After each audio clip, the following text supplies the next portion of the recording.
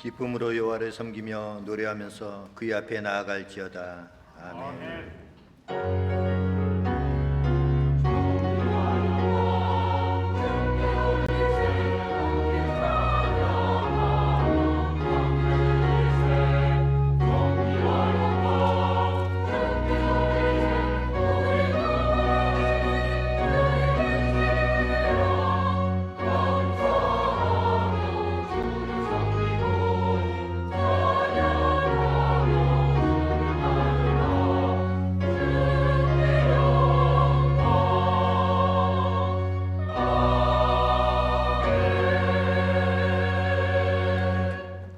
예수 그리스도의 보혈로 부족한 저희들을 하나님 자녀 삼아주신 아버지 하나님, 사랑과 은혜에 감사를 드립니다. 예배하는 이 시간 성령님의 감화를 받아 이전보다 더욱 깊이 하나님만을 사랑하는 시간 되기를 원합니다. 마음과 뜻과 정성을 다하여 드리는 우리의 예배를 받아주시고 충만한 은혜를 내려 주옵소서. 예수님의 이름으로 기도합니다. 아멘. 모두 일어나셔서 찬송가 1장으로 하나님께 영광 돌리겠습니다.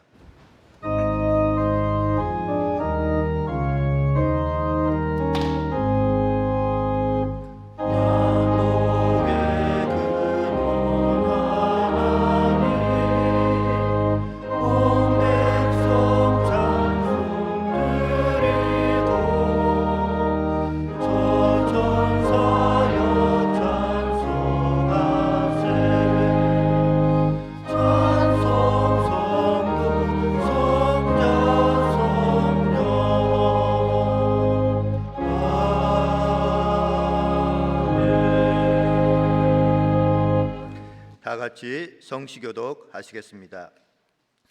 여호와여, 내가 주께 피하오니 내가 영원히 수치를 당하게 하지 마소서.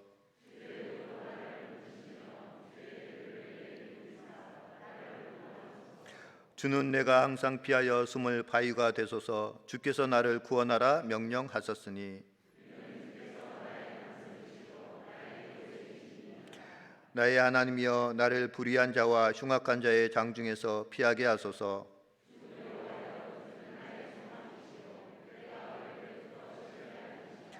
주께서 나를 택하셨사오니 나는 항상 주를 찬송하리이다. 아멘. 사도신경으로 우리의 신앙을 고백하시겠습니다. 나는 전능하신 아버지 하나님 천지의 창조주를 믿습니다. 나는 그의 유일하신 아들 우리 주 예수 그리스도를 믿습니다. 그는 성령으로 잉태되어 동정녀 마리아에게서 나시고 본디오 빌라도에게 고난을 받아 십자가에 못 박혀 죽으시고 장사된 지 사흘 만에 죽은 자 가운데서 다시 살아나셨으며 하늘에 오르시어 전능하신 아버지 하나님 우편에 앉아 계시다가 거기로부터 살아있는 자와 죽은 자를 심판하러 오십니다. 나는 성령을 믿으며 거룩한 공교회와 성도의 교제와 죄를 용서받는 것과 몸의 부활과 영생을 믿습니다. 아멘. 찬송가 214장으로 하나님께 찬양 드리시겠습니다.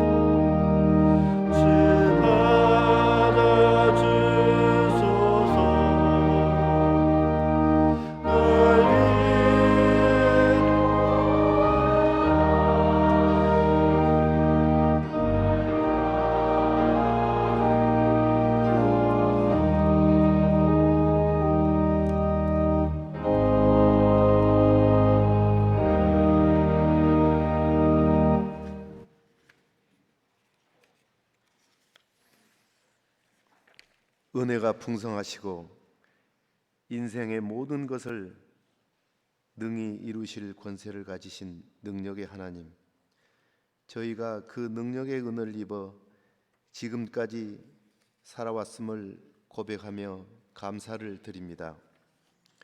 하나님께 감사드리는 때가 너무 적고 시간조차 짧지만 탓하지 않고 기쁘게 받아주시기에 오늘 또 미약한 정성을 부끄러워하며 꿇에 엎드려 기도를 드리옵니다. 부족한 저희들이 능력의 은혜를 더하시고 온 세상에 주님의 이름을 널리 전파하는 일에 사용하여 주시옵소서. 긍휼이 풍성하신 아버지 하나님, 가을에 수목드는 열매를 맺고 그 결실을 창조주 하나님께 드리고 있는데 말도 다 할 수 없이 큰 은혜를 입은 저희들은 아무런 열매도 없이 아직도 무엇을 먹을까 무엇을 입을까 하는 걱정과 염려에서 벗어나지 못하고 있습니다.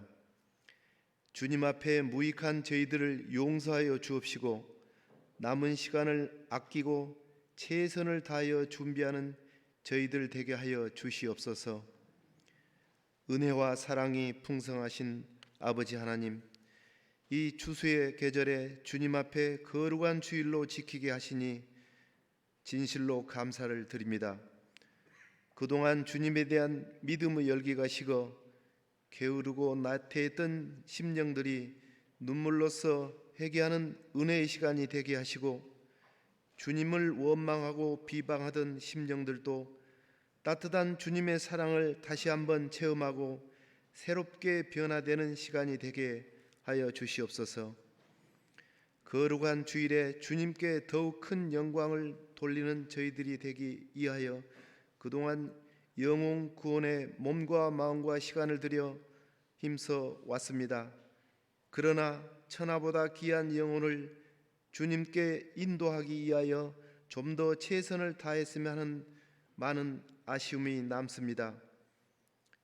앞으로도 주님께 헌신하고 봉사함으로 충성된 종이라 칭찬을 들을 수 있는 저희들 되게 하여 주시옵소서. 우리 교회의 모든 교우가 말씀과 믿음으로 사랑과 화합으로 하나가 되어 목적지까지 한 사람도 이탈하고 낙심하고 원망하고 거역함 없이 모두가 약속의 땅 가나안 복지까지 들어가게 하여 주시옵소서. 항상 믿음으로 감싸 주시고 성령으로 감싸 주시옵소서. 아버지 하나님, 저희 신안교회는 중요한 담임 목사님 청빙을 진행하고 있습니다. 우리 교회를 잘 이끌 수 있는 훌륭하고 신실하신 목사님이 청빙될 수 있도록 주님 주장하여 주시옵소서. 전 성도가 하나 되고 기도하고 서로 화합하는 축제의 분위기 속에서 담임 목사님을 모시게 하여 주시옵소서. 아버지 하나님, 저희들은 나약합니다. 오직 주님께서 주장하여 주시옵소서. 이 시간 예배를 위해서 정성껏 봉사하는 찬양대, 주일학교, 교회 청소와 차량 운전으로 그 밖에 여러 손길들이 있습니다. 정성을 모아 수고할 때마다 하늘의 위로와 신령한 복으로 채워 주시옵소서. 오늘도 예배의 시종을 주님께 맡기오며 길이요 진리요 생명이 되신 거룩하신 예수님 이름으로 기도드리옵나이다.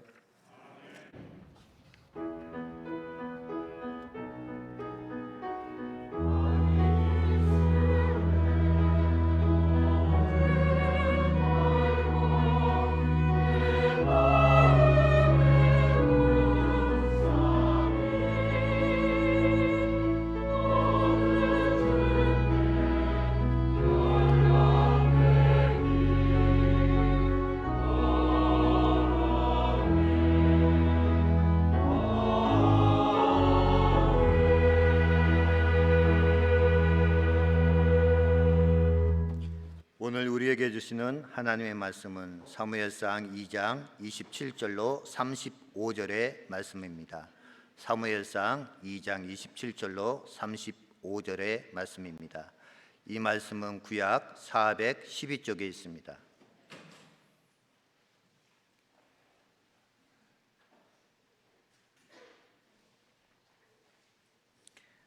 하나님의 말씀을 봉독합니다. 하나님의 사람이 엘리에게 와서 그에게 이르되 여호와의 말씀에 너희 조상의 집이 애굽에서 바로의 집에 속하였을 때에 내가 그들에게 나타나지 아니하였느냐. 이스라엘 모든 지파 중에서 내가 그를 택하여 내 제사장으로 삼아 그가 내 제단에 올라 분향하며 네 앞에서 에봇을 입게 하지 아니하였느냐. 이스라엘 자손이 드리는 모든 화제를 내가 내 조상의 집에 주지 아니하였느냐. 너희는 어찌하여 내가 내 처소에서 명령한 내 제물과 예물을 밟으며 내 아들들을 나보다 더 중히 여겨 내 백성 이스라엘이 드리는 가장 좋은 것으로 너희들을 살찌게 하느냐. 그러므로 이스라엘의 하나님 나 여호와가 말하노라. 내가 전에 내 집과 내 조상의 집이 네 앞에 영원히 행하리라 하였으나 이제 나 여호와가 말하노라. 결단코 그렇게 하지 아니하리라. 나를 존중히 여기는 자를 내가 존중히 여기고 나를 멸시하는 자를 내가 경멸하리라. 보라, 내가 내 팔과 내 조상의 집 팔을 끊어 내 집에 노인이 하나도 없게 하는 날이 이를지라. 이스라엘에게 모든 복을 내리는 중에 너는 내 초소의 환난을 볼 것이요 내 집에 영원토록 노인이 없을 것이며 내 제단에서 내가 끊어버리지 아니할 내 사람이 내 눈을 쇠잔하게 하고 내 마음을 슬프게 할 것이요 내 집에서 출산되는 모든 자가 젊어서 죽으리라. 내 두 아들 홈니와 비느하스가 한 날에 죽으리니 그 둘이 당할 그 일이 내게 표징이 되리라. 내가 나를 위하여 충실한 제사장을 일으키리니 그 사람은 내 마음 내 뜻대로 행할 것이라. 내가 그를 위하여 견고한 집을 세우리니 그가 나의 기름 부음 받은 자 앞에서 영구히 행하리라. 아멘. 하나님께서 이 말씀을 통하여 우리에게 은혜 주시길 원합니다.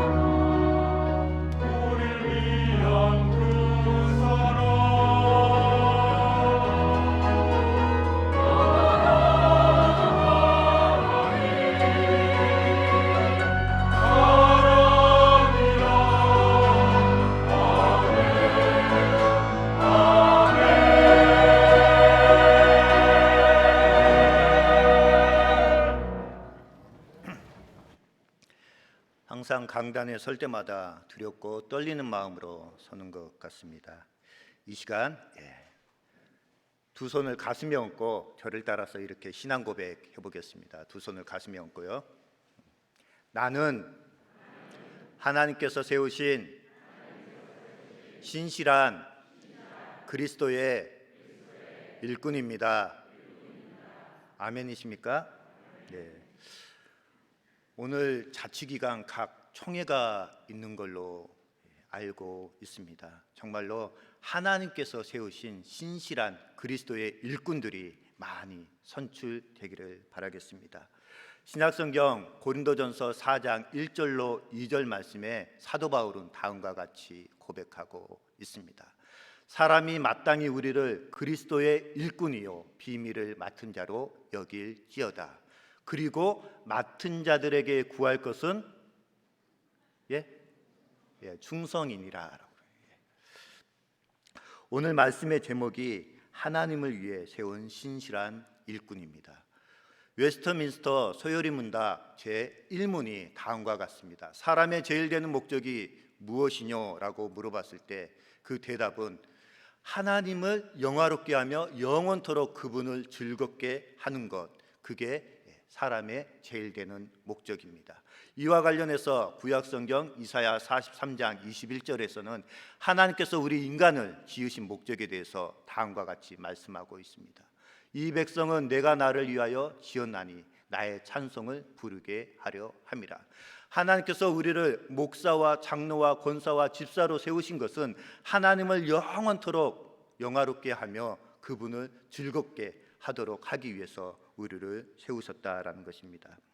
많은 이들이 지금 우리가 겪고 있는 코로나19 상황이 끝날지라도 이전의 모습으로는 돌아갈 수 없고 새로운 시대를 맞이하게 될 것이다 라는 말을 합니다. 그래서 코로나 BC와 코로나 LC로 나누기도 합니다.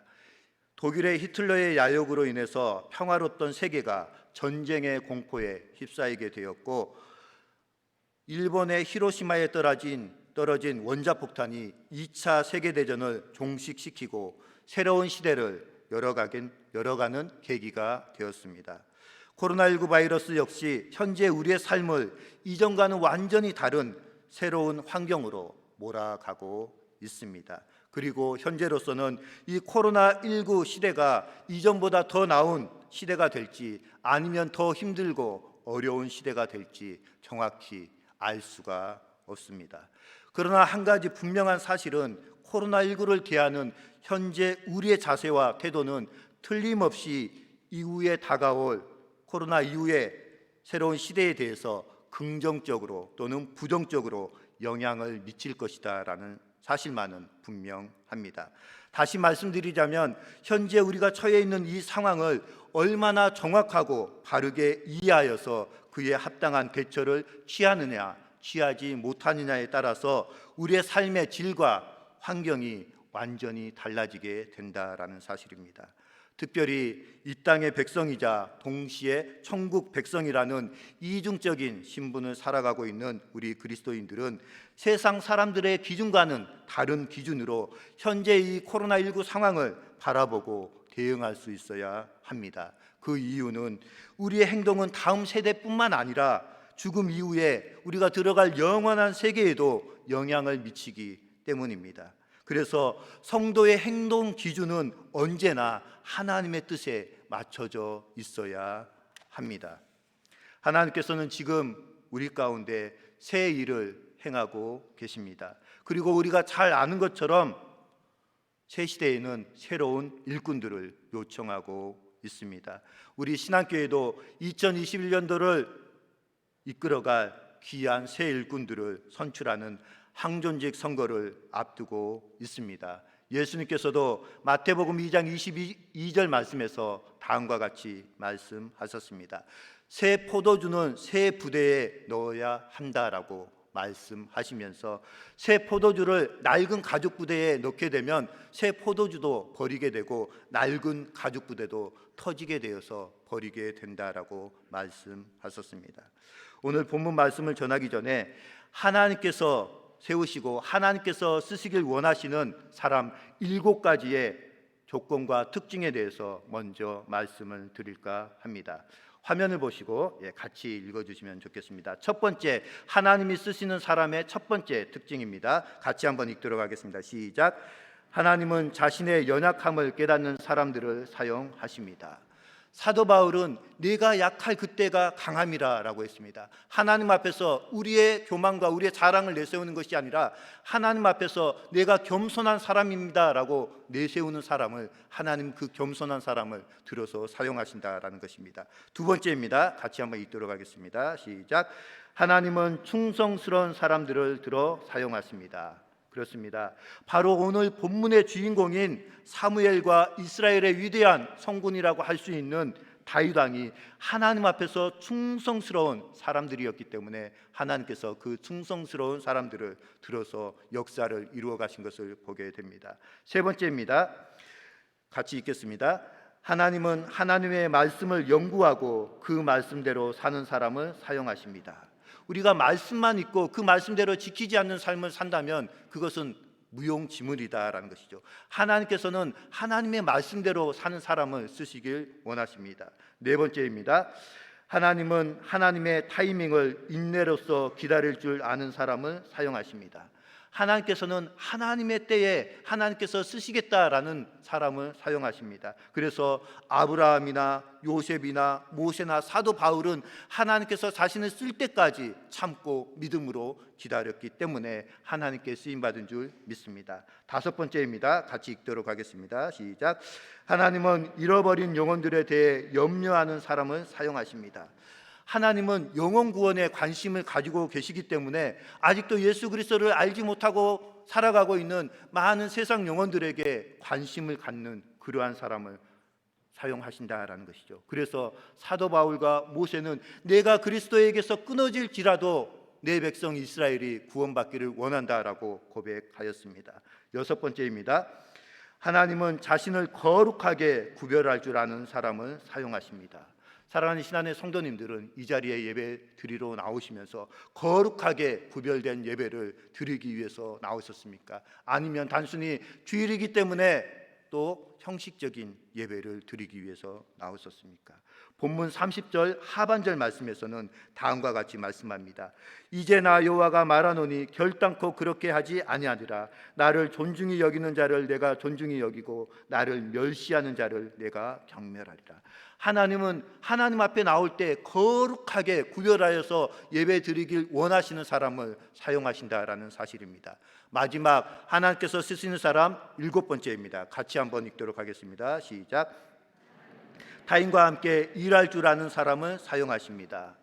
신약성경 로마서 8장 28절 말씀에서 사도 바울은 다음과 같이 말씀합니다. 우리가 알거니와 하나님을 사랑하는 자 곧 그 뜻대로 부르심을 입은 자들에게는 모든 것이 합력하여 선을 이루느니라. 하나님께서는 하나님의 일을 위해서 나 혼자만 독선적으로 일하는 것이 아니라 함께 일하시는 사람을 통하여서 모든 것이 합력하여 선을 이루어 나가시는 줄 믿습니다. 우리 예수님께서는 제자들을 선택하실 때 자신이 원하는 사람들을 선택하셨고 그들과 함께 3년 동안 동거동락하시면서 그들에게 몸소 섬김의 도를 보여주셨습니다.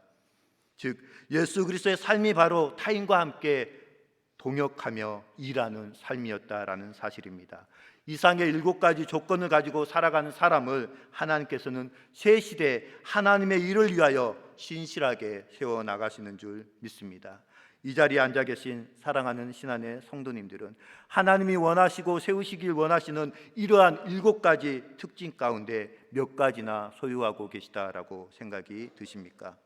하나님께서는 오늘 본문에서 타락한 이스라엘 백성들을 대변하는 대제사장 엘리 가문을 피하시고 하나님의 뜻을 행할 새로운 일꾼을 부르고 계십니다.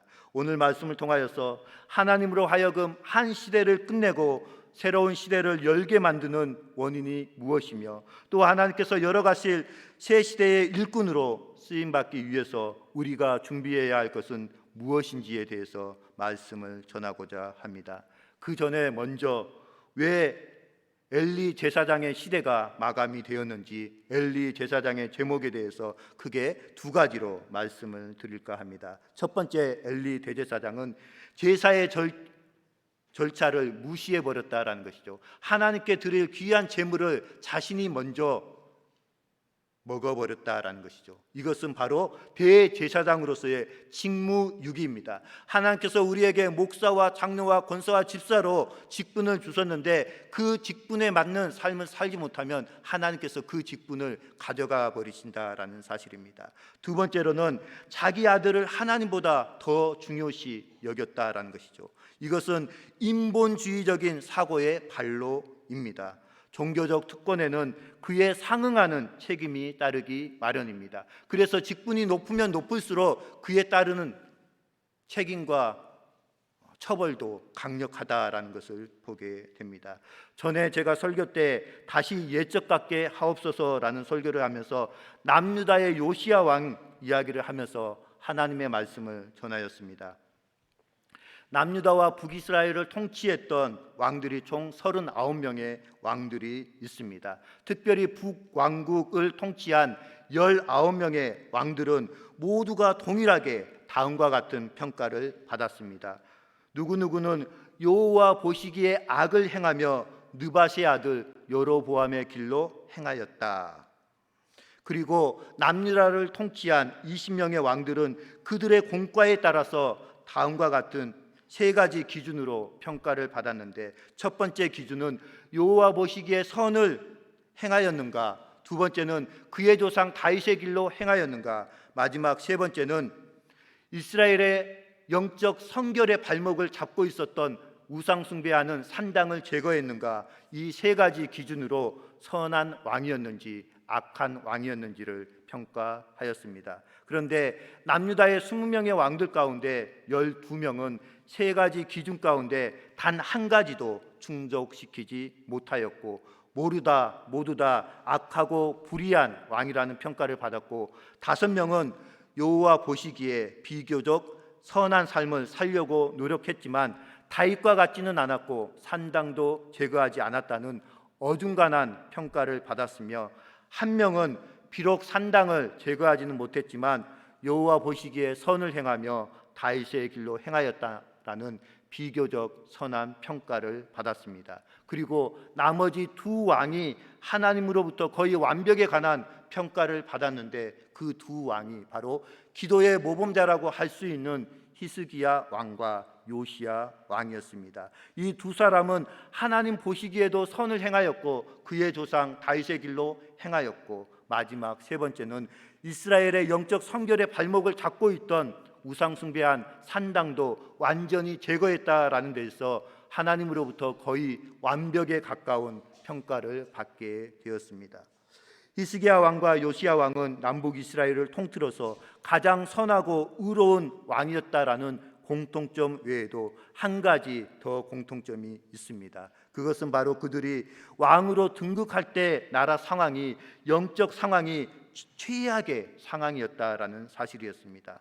특별히 히스기야 왕의 아버지였던 아하스 왕은 온갖 이방 우상을 이스라엘에 들여온 장본인이었고, 심지어는 자신의 아들을 이방 신상에 제물로 바치는 인신 제사를 범한 왕이기도 하였습니다. 그리고 요시야 왕의 할아버지요 또 아버지였던 남유다에서 가장 악랄한 왕으로 평가받는 할아버지인 므낫세 왕과 또 아버지인 아몬 왕이 있습니다. 특별히 므낫세 왕은 남유다 북이스라엘을 통틀어서 가장 최장 기간 55년이라는 통치 기간 동안 우상 숭배의 최전선에서 직접 우상을 섬기며 온 이스라엘 백성들을 우상 숭배의 죄악으로 물들게 함으로 남유다를 회복 불가능의 상태로 만들어버린 장본인이기도 합니다.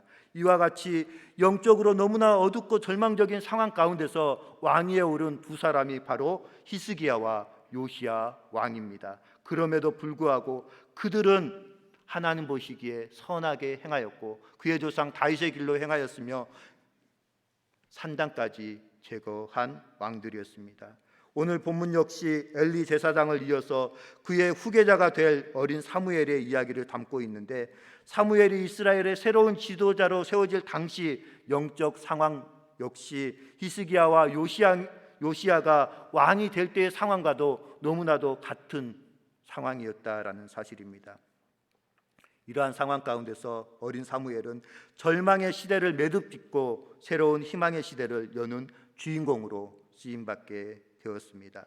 곳곳에서 백성들의 탄식과 원망의 소리가 들려오기 시작하였고, 절망과 두려움의 그림자가 온 나라 가운데, 이스라엘 나라 가운데 드리워진 그때에 하나님께서는 사무엘이라는 한 사람을 세워서 이스라엘을 위한 새 일을 열어 가셨습니다. 구약성경 예레미야 33장 2절로 3절의 말씀입니다. 앞에 화면을 보시고 같이 한번 읽도록 하겠습니다. 시작. 이를 행하시는 여호와, 그것을 만들며 성취하시는 여호와, 그의 이름을 여호와라 하는 이가 이와 같이 이르시도다. 너는 내게 부르짖으라. 내가 내게 응답하겠고 내가 알지 못하는 크고 은밀한 일을 내게 보이리라. 아멘. 사사 시대에서 왕정 시대로 넘어가는 과도기적 상황은 코로나19 이전과 이후 시대로 넘어가는 과도기에 있는 오늘 우리의 상황과도 매우 흡사하다라고 할 수가 있습니다. 잘 아시는 것처럼 350년 동안이나 지속된 사사 시대의 영적 상황을 한 문장으로 요약한 말씀이 구약성경 사사기 21장 25절의 말씀입니다. 제가 읽도록 하겠습니다. 그때 이스라엘의 왕이 없으므로 사람이 각기 자기의 소견에 옳은 대로 행하였더라. 아멘. 이 말씀은 이스라엘을 다스리는 실질적인 왕이 없었다라는 의미가 아니라 이스라엘 백성들이 이스라엘의 참 왕이신 하나님을 무시하고 각자가 자기의 생각과 자기의 뜻에 옳은 대로 마음대로 행동하였다라는 의미입니다. 현재 거의 모든 공무원과 그에 준하는 직장에 다니는 분들이 자신들의 삶을 절제하며 사람들과의 만남과 모임 참석을 자제하며 코로나19 상황을 보내고 있습니다. 나 한 사람으로 인하여서 내가 속한 직장 전체, 나아가서 더 많은 사람들에게 피해와 고통을 줄 수 있다라고 생각하기 때문입니다. 그리고 우리 성도님들 또한 이와 동일한 마음으로 우리의 삶을 최대한 절제하며 코로나19 바이러스에 노출될 가능성을 최대한 줄여나가며 생활하고 있습니다. 그러나 성도들은 이보다 더 중요한 목적의식 하나가 있어야 하는데, 그것은 바로 내가 다니는 직장을 생각하는 것 이상으로 내가 다니는 교회를 생각해야 한다라는 사실입니다. 그리고 교회를 생각한다라는 말은 교회의 가장 큰 존재 목적인 하나님께 드리는 예배를 생각해야 한다라는 의미입니다. 쉽게 말씀드리자면 하나님의 백성이여 그리스도인 우리는 나의 말과 행동이 하나님께 드리는 예배를 방해하지는 않을까 생각하며 매사에 절제하는 삶을 살아야 한다라는 의미입니다. 많은 이들이 현장 예배는 못 드려도 온라인으로 얼마든지 예배 드릴 수 있지 않느냐라는 말들을 합니다. 물론 예배를 드림에 있어서 예배의 장소와 형식은 크게 중요하지는 않습니다. 정말 중요한 것은 예배 드리는 목적인 하나님을 영화롭게 하는 것인데, 문제는 지난 경험을 통해서 평소에 그렇게 예배를 소중하게 여기시는 장로님, 권사님, 집사님들마저도 온라인 예배가 한 주, 두 주, 세 주, 한 달 지속됨에 따라 마음이 해이해지고 하나님께서 원하시는 영과 진리의 예배를 드릴 수 없었음을 많이들 고백하신다라는 사실입니다. 여기에 서 있는 저도 마찬가지입니다. 온라인 예배가 한 주, 두 주, 세 주, 한 달, 두 달 지속되면 지속될수록 우리의 영적인 신앙생활에 무감각이 오기 마련이다라는 것이죠. 전에도 말씀드린 것처럼 예배를 통해 하나님께 영광을 드리지 못하면 그 예배는 드리나 마나한 형식적인 예배가 되고 맙니다. 이와 관련돼서 이사야 1장 13절에서는 다음과 같이 말씀합니다. 제가 읽도록 하겠습니다. 헛된 재물을 다시 가져오지 말라. 분향은 내가 가증히 여기는 바요, 월삭과 안식일과 대회로 모이는 것도 그러하니 성회와 아울러 악을 행하는 것을 내가 견디지 못하겠노라. 말라기 1장 10절의 말씀입니다. 만군의 여호와가 이르노라 너희가 내 제단 위에 헛되이 불사르지 못하게 하기 위하여 너희 중에 성전문을 다룰 자가 있었으면 좋겠다. 내가 너희를 기뻐하지 아니하며 너희가 손으로 드리는 것을 받지도 아니하리라. 이 말씀의 근거에 보면 하나님의 거룩하심이 무시되고 훼손되는 그런 예배는 차라리 드리지 않는 것이 낫다라는 표현입니다. 하나님의 영광이 드러나지 않는 예배는 그저 오늘도 주일 예배 빼먹지 않고 드렸다라는 자기 만족을 위한 예배에 불과할 뿐입니다. 물론 현장 예배라고 해서 이러한 위험 상황이 없는 것은 아닙니다. 지금의 코로나19 상황 속에서는 하나님께서 평소 우리의 예배 생활을 다시 한번 점검하게 하심으로써 지금보다도 더 거룩하고 온전한 예배자로 세우고자 하시는 하나님 아버지의 깊은 뜻이 담겨져 있습니다. 그러나 동시에 악한 사단 마귀는 우리의 예배를 현장 예배에서 온라인 예배로 전환하게 함으로 하나님께 드리는 우리의 예배를 이전보다 더욱더 심각하게 오염시키고자 노력할 것입니다. 즉 온라인 예배를 드리는 동일한 상황 가운데서도 그 초점이 하나님의 뜻에 맞춰져 있는 사람은 온라인 예배를 통하여서 더욱더 경건 생활을 유지해 나갈 것이지만, 그렇게 생각하지 않는 사람은 세상 기준에 따라서 온라인 예배를 드리는 사람은 신앙은 병들게 되어 있고 점점 더 하나님과의 관계에 있어서 멀어지게 된다라는 사실입니다. 그렇기 때문에 우리는 크고 작은 모든 일들 속에서 하나님의 온전하신 뜻을 발견하기 위해서 부단히 노력해야 하고, 또한 어떤 손해와 어려움이 있더라도 하나님의 뜻대로 행하고자 하는 믿음이 있어야 합니다. 이제 대제사장 엘리 가문이 하나님의 심판을 받게 된 원인이 무엇이었는지 살펴보면서 큰 고난 가운데 있는 우리의 모습을 돌아보고 새 시대의 지도자로 세움받은 사무엘의 모습을 통해서 누가, 어떤 교회가 코로나19 이후의 시대 속에서 하나님의 뜻을 행하는 사람이 될 수 있는지 하나님의 말씀을 듣도록 하겠습니다. 사사시대 말기 이스라엘 백성들의 모습을 대변하는 대제사장 엘리의 가정에는 죄악들로 가득 찼습니다. 대제사장 엘리의 두 아들인 홈니와 비느하스는 여호와의 제사를 멸시하고 회막문에서 수종드는 여인들과 동침하였습니다. 그리고 엘리는 자녀들의 이러한 잘못된 상황을 알면서도 단호하게 금지하지 않았습니다. 그 내용이 3장 13절의 내용입니다. 내가 그의 집을 영원토록 심판하겠다고 그에게 말한 것은 그가 아는 죄악 때문이니 이는 그가 자기의 아들들이 저주를 자청하되 금하지 아니하였습니다. 엘리 제사장은 두 아들 홈니와 비느하스에게 그에 합당한 영적, 육적인 교육을 제대로 시키지 못했다라는 것이죠. 그대로 자신들이 하고 싶은 대로 자녀들을 방치해 버렸다라는 것이죠. 하나님께 제사를 드리기도 전에 자기가 먼저 고기를 가져다 먹어버린 일이나 회막에서 봉사하는 여인들을 추행한 사건은 죽을 죄에 해당하는 엄청난 죄인입니다.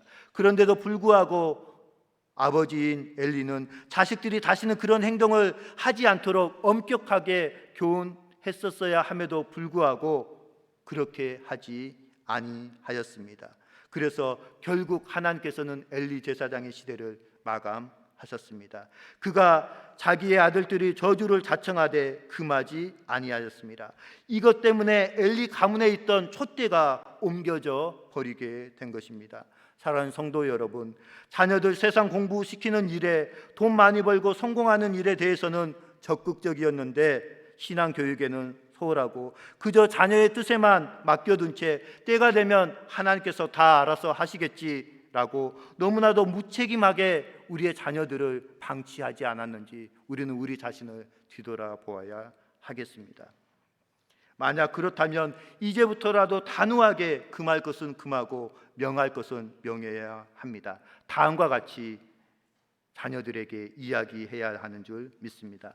사랑하는 아들아, 사랑하는 딸들아, 내가 너를 너무나도 사랑한단다. 그러나 내가 섬기는 하나님보다, 내가 섬기는 예수님보다 너희들을 더 사랑하지는 않는단다. 내 아들들을 나보다 더 중히 여겨 그가 자기 아들들이 저주를 자청하되 금하지 아니하였음이라라는 말씀은 지금 이 시간 우리에게도 동일하게 하시는 말씀입니다. 내 아들이라는 자리에는 실제 우리의 자녀가 설 수도 있고, 또는 물질이나 세상에서의 성공과 명예나 내 감정과 자존심과 지식과 경험이 그 자리에 설 수도 있습니다. 그러나 우리는 단호하게 이야기해야 합니다. 그것들보다도 더 내가 섬기는 하나님 예수 그리스도를 사랑하겠습니다라고 말입니다. 엘리 제사장 가문에 임한 하나님의 심판 5가지가 있습니다. 첫 번째는 남용했던 힘이 상실되어 버렸다라는 것이고, 두 번째는 생명이 단축되었다라는 것입니다. 세 번째는 번영이 상실되고 슬픔만이 남게 되었습니다. 네 번째는 가장 중요한 제사장의 직무를 상실해 버렸다라는 것이고, 가장 큰 슬픔 가운데 하나는 한날 한시에 두 아들 홈리와 비느하스가 한꺼번에 죽는 것을 친히 목도하게 되었다라는 사실입니다. 이제 말씀을 정리합니다. 우리에게 가장 중요한 분은 하나님이신 줄 믿습니다. 또한 우리에게 있어서 가장 크고 중요한 일이라고 한다면 바로 하나님께 예배 드리는 일인 줄 믿습니다. 예수 그리스도의 십자가 희생으로 얻게 된 그리스도인이라는 이 귀한 신분을 세상의 그 어떤 것보다 소중히 여기며 성도의 제2대 사명인 하나님의 영광과 예수 그리스도의 복음을 전파하는 일에 최선을 다하는 우리 신앙교회와 우리 신앙교회 성도님들 되셨으면 합니다. 하나님께서는 새로운 시대를 열고자 하실 때는 항상 새로운 일꾼들을 세우셨습니다. 노아, 아브라함, 모세, 다윗, 사무엘을 불러서 새 시대를 여셨고, 죄악의 어둠이 가득한 세상에 구원의 빛을 비추기 위해서 예수 그리스도를 이 세상 가운데 보내심으로 은혜의 시대를 열어주셨으며, 12 제자와 사도 바울을 통하여서 복음과 교회의 시대를 열어주셨습니다. 이처럼 하나님께서는 역사의 중요한 순간순간마다 하나님의 사람을 세우셔서 하나님의 뜻과 마음을 온 세상에 전파하셨습니다.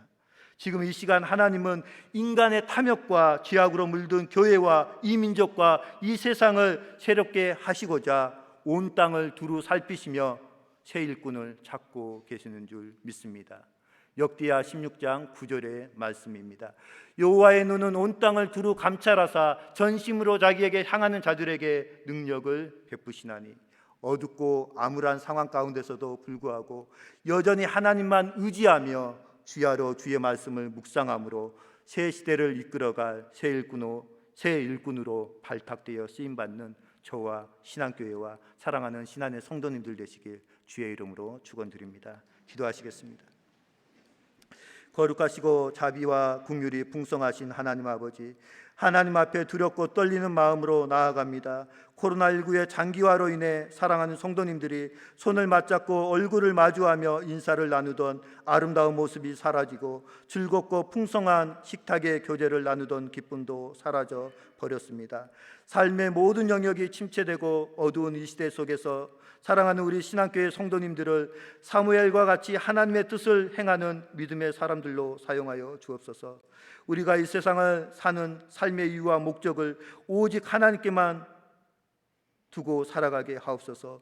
이 시대를 향한 하나님의 마음과 뜻을 바르게 헤아려 그 뜻을 온전히 이루어 드리며 살게 하옵소서. 거룩하신 예수 그리스도의 이름으로 감사하며 기도드리옵나이다. 아멘. 찬송가 301장으로 하나님께 찬양 드리시겠습니다.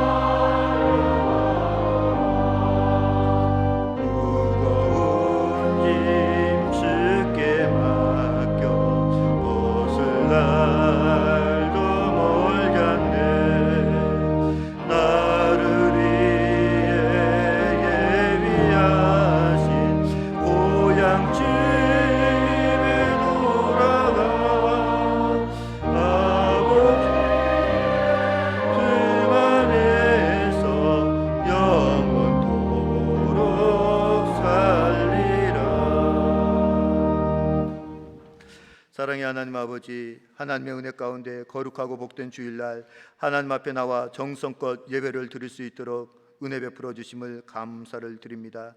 전 세계가 코로나19 감염 확산으로 인하여 사회적으로 경제적으로 많은 어려움을 겪고 있습니다. 위기가 곧 기회라는 말이 있듯이 저희들이 이 코로나19 상황을 슬기롭게 대처하며 이겨나갈 수 있는 지혜와 분별력을 허락하여 주시기를 간절히 원합니다. 이 시간에도 귀한 예물을 드리는 성도들의 마음을 위로하시고 하나님께서 한없는 은혜와 복으로 함께하여 주시기를 원합니다. 주일헌금으로 감사헌금으로 11조로 성교헌금, 비전헌금, 생일감사헌금, 전도헌금, 일천번제, 범사에 감사해서 귀한 생명 주신 하나님께 감사드리며 산모와 아기가 건강하게 하소서, 어려운 시기 아들의 사업을 지켜주옵소서, 건강을 회복시켜 주신 은혜에 감사해서 아들의 부신 종양제거 수술 지켜주시고 치료하여 주심을 감사해서 금식을 마무리하게 하심을 감사해서 수능을 앞둔 자녀 지켜주시고 평강을 허락해 주시도록 주님을 더 가까이 만나게 하심 감사해서 자녀의 생일 감사드리며 타지 생활 지켜주시고 보호하여 주실 줄 믿사오며 자녀를 통하여 하나님의 영광이 나타나게 하심을 감사해서 모든 소망 주께 있습니다. 긍휼을 베풀어 주심을 감사해서 귀한 감사의 예물을 하나님께 드립니다. 드리는 손길마다 복되게 하시고 더 많은 것을 드릴 수 있는 은혜를 도하여 주옵소서. 또한 이 시간 육체적인 질병으로 인하여서 육신의 연약함으로 인하여서 주의 전에 나오지 못하고 병원에서 치료 중에 있는 환우들에게 예수 그리스도의 보혈의 능력으로 깨끗하게 질병 가운데서 치료받게 하옵소서. 장례를 당한 가정 유족들의 슬픔을 위로하시고 천국 소망으로 함께하여 주시길 원하오며 예수 그리스도의 이름으로 감사하며 기도드리옵나이다. 교회 소식 전해드리도록 하겠습니다. 예배 관련 부분입니다. 다음 주일 11월 15일 1, 2, 3, 4부 예배는 1년 동안의 감사를 예물 감사헌금과 과일로 드리는 추수감사주일로 지킵니다. 또 저녁에는 추수감사절 가족 찬양잔치가 있습니다. 모임 및 행사 안내입니다. 임시 재직회가 다음 주일 저녁 예배 후에 예배당에서 있습니다. 총회가 나와 있는데요. 마리아회는 다음 주일로 연기가 되었고요. 여기에 빠진 총회 안수집사의 총회가 오늘 오후 12시 30분에 친교실 안쪽에서 있고요. 오여전도의 총회가 오늘 오후 5시 30분 1교육관 2층에서 있습니다. 그 다음에 성탄절 칸타타 준비가 매주일 저녁 예배 후와 수요 예배 후에 예배당에서 있습니다. 2020년도 항존직 선거 일정 및 자격 기준이 공고되었습니다. 오늘까지 개인 신앙 점검표 접수 마감인데요. 나갔을 때 보면 로비에 신앙 점검표 있기 때문에 가지고 가셔서 오늘까지 내주시면 감사하겠습니다. 알림 1번입니다. 당회록 게시 당회원 긴급 간담 회의록과 737회 임시당회 회의록, 738회 정기당회 회의록이 교회 알림판에 게시되어 있습니다. 추수감사주일 가족 찬양잔치 신청을 오늘까지 해주시면 감사하겠습니다. 많은 분들께서 신청해 주시면 감사하겠습니다. 2021년도 예산 편성안 제출입니다. 11월 22일 주일까지 재정위원회에 제출해 주시기 바라겠습니다. 나머지 소식은 주보를 참고해 주시고 입관예식 광고입니다. 1교구 111구역 김숙희 권사님의 부군 되시는 고 최영선 집사님의 입관예식이 오늘 오후 2시 30분 9호전 장례식장 302호실에서 있습니다. 교회에서 출발은 오후 2시 15분에 출발합니다. 해당 부서 1경조 111구역 2여전도의 드보라 권사회 2부 임마누엘 찬양대 4부 할렐루야 찬양대입니다. 그 밖에 성도님들의 많은 위로와 격려 부탁드립니다. 이제 다 함께 일어나셔서 635장으로 찬양 부르신 후에 축도로 예배를 마치겠습니다.